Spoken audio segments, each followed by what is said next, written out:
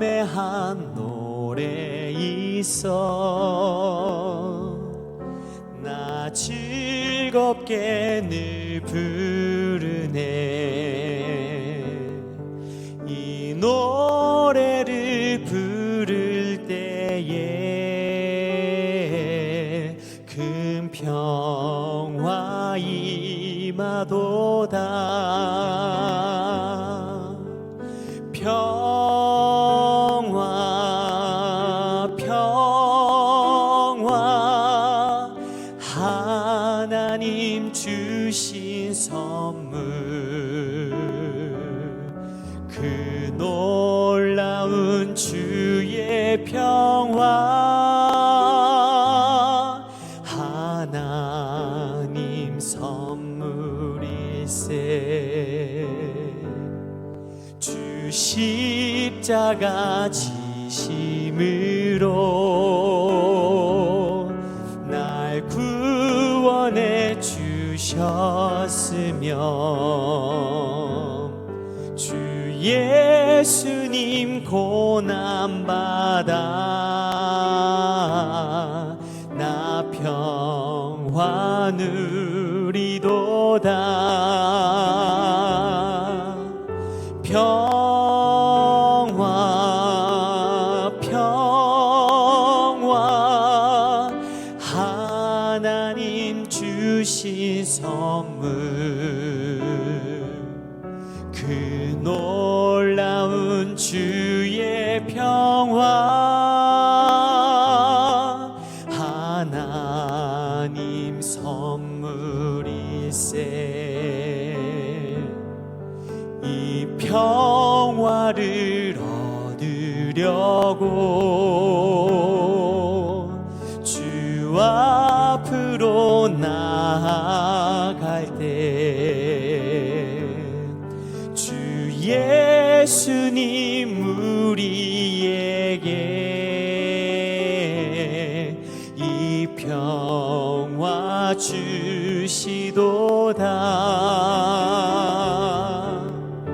평화 평화 하나님 주신 선물 그 놀라운 주의 평화 하나님 선물일세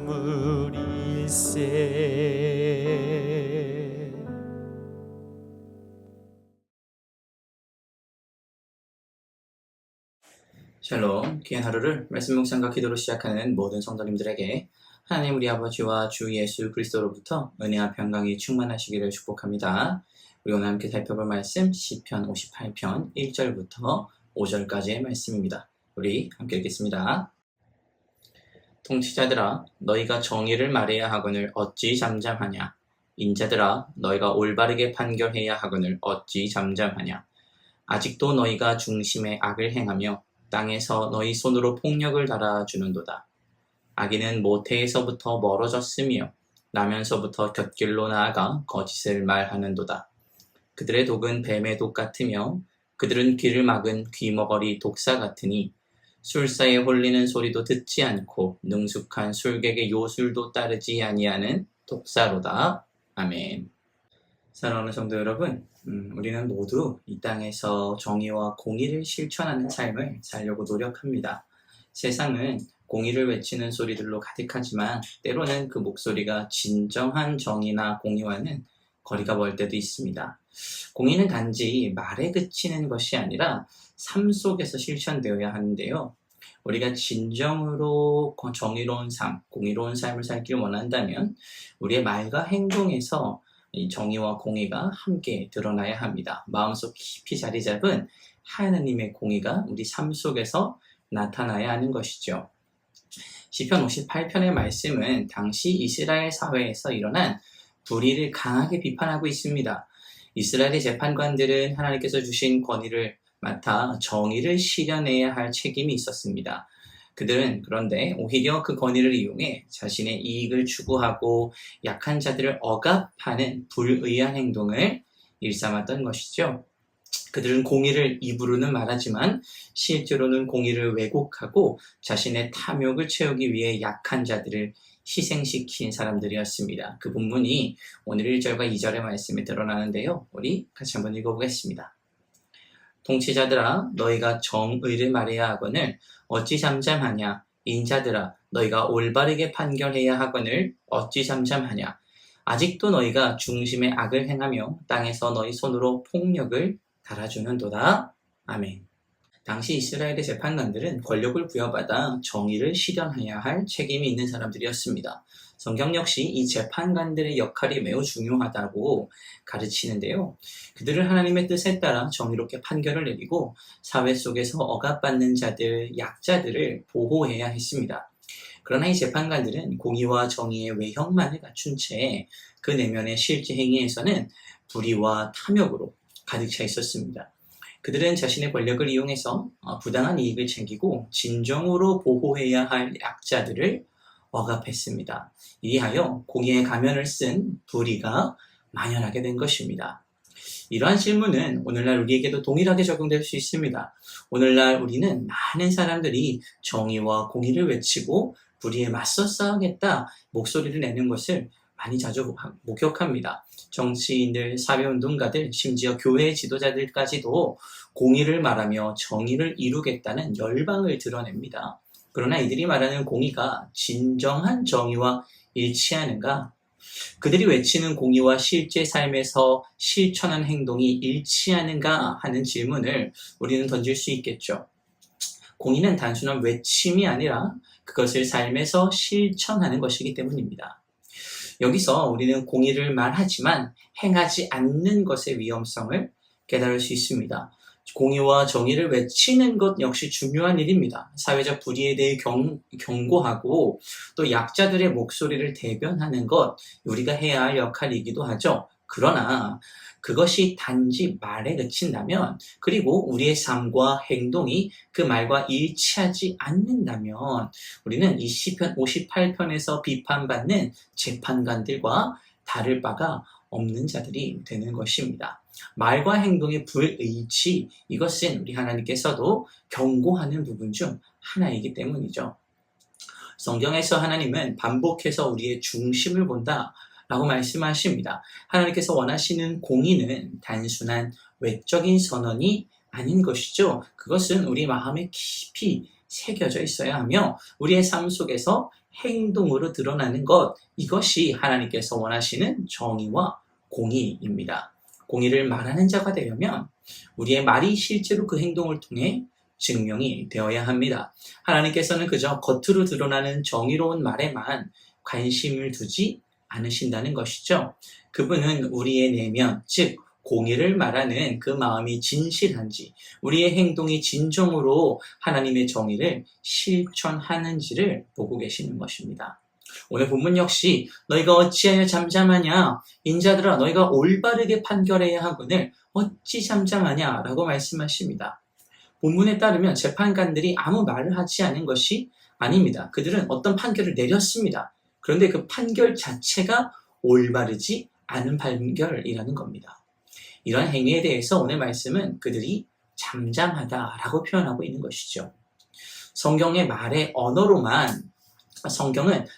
언어로만 정의와 공의를 외치는 자들에 대해서 잠잠하게 있다라고 말할 정도로 정의로운 삶과 공의로운 삶에 대해서 강조하고 있다는 것을 확인할 수 있습니다.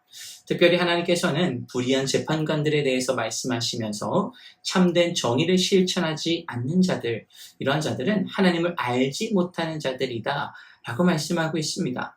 하나님을 안다라는 것은 단순히 지식적으로만 아는 것이 아니라 그분의 공의와 사랑을 실제로 실천하는 것을 의미하는 것입니다. 우리 오늘 본문의 말씀 다시 한번 같이 읽어보겠습니다. 통치자들아 너희가 정의를 말해야 하거늘 어찌 잠잠하냐. 인자들아 너희가 올바르게 판결해야 하거늘 어찌 잠잠하냐. 아멘. 자, 오늘 이 말씀 내게 주시는 말씀을 믿고 순종하는 성도 어떻게 해야 할까요? 우리 함께 읽겠습니다. 정직한 태도와 정직한 입술을 가지고 살아갑니다. 한 번 더. 정직한 태도와 정직한 입술을 가지고 살아갑니다. 자, 공의와 정의로운 삶, 또 진실을 말하고 정직한 태도를 유지하는 것, 이 두 가지들은 항상 깊은 연관을 맺고 있습니다. 우리 잠언 11장 1절 말씀 같이 한번 읽어보겠습니다. 속이는 저울은 여호와께서 미워하시나 공평한 추는 그가 기뻐하시느니라. 아멘. 직장에서, 가정에서, 또 교회에서의 삶의 일상 속에서 정직하게 행동하고 사람을 대할 때 투명한 태도를 임하는 것이 공의로운 삶의 필수적인 요소입니다. 어떨 때는 이렇게 말하고 어떨 때는 사소하더라도 작은 거짓말들이 쌓이다 보면 어느샌가 내 입은 정직을 말하기 꺼려하는 입술이 되어 있을 겁니다. 남을 속이거나 기만하는 일, 이거 하나님께서 미워하시는 일인 것이죠. 사랑하는 우리 교회 식구들, 우리의 입술에 그리고 우리의 삶 속에 정직과 투명한 삶의 태도가 드러나게 되시기를 축복합니다. 어떠한 상황 속에서든 하나님의 기준과 하나님의 마음으로 사람을 대하고 하나님의 기준으로 삶을 살아가는 귀하고 복된 주님의 자녀들 모두 되시기를 주님의 이름으로 축복합니다. 아멘. 우리 함께 기도하겠습니다. 사랑과 은혜가 충만하신 사랑의 하나님 감사합니다. 오늘 주의 말씀으로 허락하시어 말씀 가운데 하루를 시작하게 하셔서 이 말씀을 통하여 우리의 삶을 돌아보며 말씀을 통하여 우리의 삶을 살아갈 수 있는 힘과 능력을 더하여 주시옵소서. 하나님, 우리는 이 땅을 살아가면서 정직을 말하고 공의를 말하지만 정작 우리의 삶 속에서는 정직하지 못한 입술과 공의롭지 못한 행동들로 살아가는 순간들이 덜어 있었습니다. 입술에서 하나님의 공의를 말하고 입술에서 하나님의 정의를 말하지만 우리의 삶 속에서는 하나님과 전혀 상관없는 입술들로 하나님과 전혀 상관없는 삶의 태도들로 우리의 삶이 드러나는 순간들 이 시간 하나님 앞에 다 회개하고 고백하오니 우리의 연약함을 주님 돌봐 주셔서 이제는 우리의 삶 속에서 하나님의 정직과 하나님의 투명한 입술과 하나님의 생각과 하나님의 말씀이 온전히 드러나는 공의로운 삶을 살아갈 수 있는 주님의 귀한 일꾼들 우리 모두 다 될 수 있도록 인도하여 주시옵소서. 감사드리며 예수님의 이름으로 기도합니다. 아멘. 우리 시간 함께 기도할 도구기도 제목은 베트남 이대로 최사라 선교사님을 위해서 기도하겠습니다. 첫 번째, 가정을 위해서 기도하실 때 이대로 최사라 선교사님의 영육이 하나님의 강건케 하시는 은혜로 사역의 감당에 어려움이 없도록 기도해 주시고, 사랑이와 믿음이가 하나님의 돌보심 가운데 은혜 안에서 잘 자라고 하나님 나라의 귀한 일꾼들로 잘 세워질 수 있도록 우리 함께 기도하겠습니다. 사역을 위해서 기도하실 때 하노이 국제신학교 비전하우스 학사, 현지 청년들을 위한 제자훈련 사역, 한국어 학당, 예배 섬김이 학교 센터 사역, 이 모든 사역들이 온라인상으로 잘 진행되고 또 새로운 훈련 지체들이 합류될 수 있도록 기도해 주시고, 따릉마을에 세워진 쉴만한 물가 카페와 교회가 또한 사역자를 통하여 복음이 잘 증거되고 열매를 맺을 수 있도록 우리가 함께 기도하며 나아가겠습니다. 이 시간 마지막으로 교회를 위하여 기도하실 때 육신의 질병으로 치료 중에 있는 식구들과 생활에 어려움을 겪고 있는 식구들과 군 복무 중인 형제들과 타 지역에서 머물고 있는 교회 식구들과 학업 중에 있는 청년들을 위해 기도하시고 각자 기도 제목 가지고 함께 기도하도록 하겠습니다. 우리 함께 기도하겠습니다.